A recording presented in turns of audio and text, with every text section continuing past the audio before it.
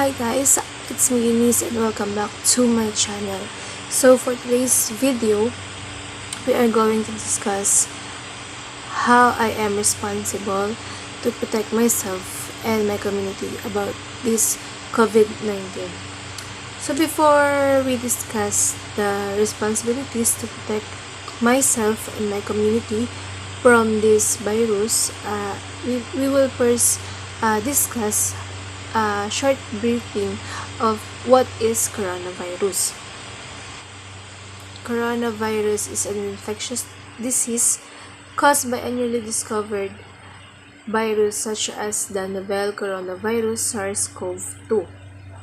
Most people infected with the COVID-19 virus will experience mild to moderate respiratory illness and recover without any special treatment.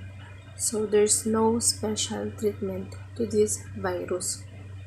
Now, the COVID-19 virus spreads primarily through droplets of saliva or discharge from the nose of an infected person through mucus or through sneezing. Now, let's proceed to the main topic of this blog. So, there's two main points that I will discuss about this pandemic or this virus.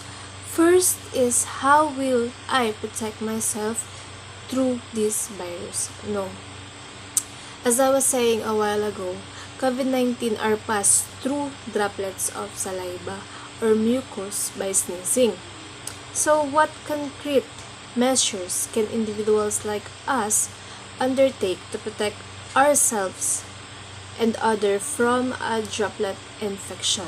Well, I have here 10 things to remember to remain protected from this virus. Okay, first thing we should remember is to keep a distance of 1 to 2 meter distance. So why? Since this pandemic happened, all of us are guided to have a social distancing. Why?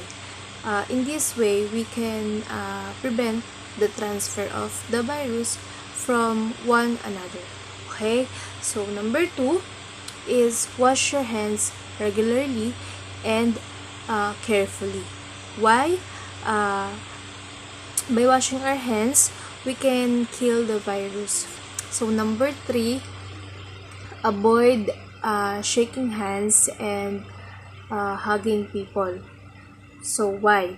When we avoid shaking hands and hugging, we can prevent the transfer of the virus from other body to our body. So number 4, develop self-protection reflexes. So what is self-protection reflexes? So example of this is riding an elevator, and we're going to use Q-tips or cotton buds instead of using our fingertips. Even in the ATM machine, we can use other alternative way instead of using our fingertips in pushing buttons. So in that way, we can avoid or prevent the virus to transfer to our body. Okay, next one is avoid busy places and events. As much as possible, don't go to public places and occasions. So why? So many people are in public places and in occasion that we can transfer somebody that infected from the virus can transfer the virus to our body. So it's a preventive way of transferring the virus. Okay. So next one, number 6 is avoid touching your face or your family's face. Why? So avoid touching face because our hands are dirty. Our hands are the very prone from the virus. Leading to number 7 is do not touch your mouth, nose, and eyes using your fingers. Why? So as I was saying a while ago, hands are the very prone to virus. Okay. Number 8 is put on gloves if necessary. Putting gloves if necessary is if we're going out or if we're going to a public places, always put on gloves. This will protect us from transferring the virus, especially if we're going in a mall or department store or in a public market. If we touch the things that we're going to buy, these gloves will protect us from the virus that we can get from the object that we're going to touch. Number 9 is do not sneeze in our hand. So sneezing in our hand can cause the transfer of the virus from our body to another body. Example, if I am a COVID if I am a positive patient, then I squeeze in my hands, then I touch you. So the virus already transferred, right? Okay, last but not the least is always wear your face mask. So this face mask is always a protective gear to protect ourselves from the coronavirus or the disease to transfer to our bodies. So that's the 10 things that we should remember to remain protected from this coronavirus disease 2019. So let's now proceed to the second main point of this video, which is how will I protect my community from COVID-19. I have here 5 things to remember for us to protect our community.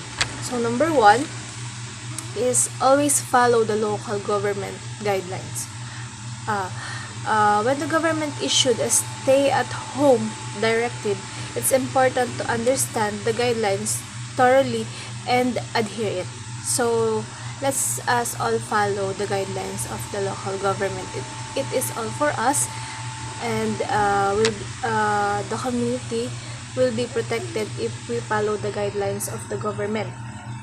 So number 2, practice social engagement. Okay, back to our topic, which is practice social engagement. So why we have to practice social engagement? As restrictions are being put in place to promote social distancing, let us avoid crowds and limit close contacts with anyone outside our immediate family member. If we want to stay connected, we can use our social media accounts to stay in touch and connected to our other family members.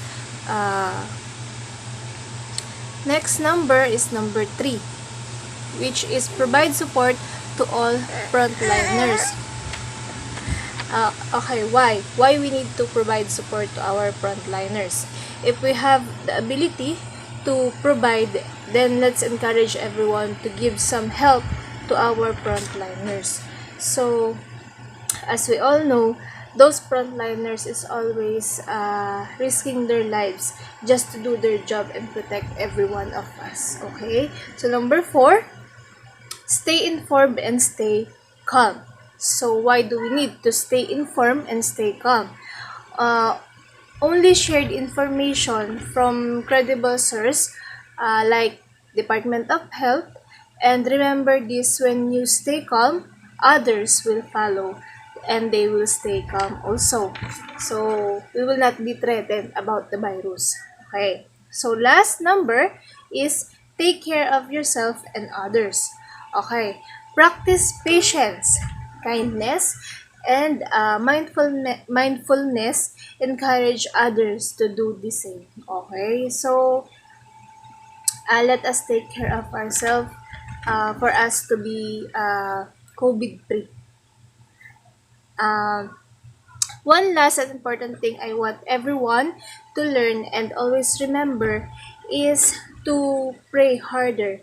That's the best weapon we can have against this pandemic. So, I'm very sorry for this little handsome boy. So, that's all for today's vlog. Uh, hope you learned something and hope you enjoyed this vlog. God bless everyone and stay safe.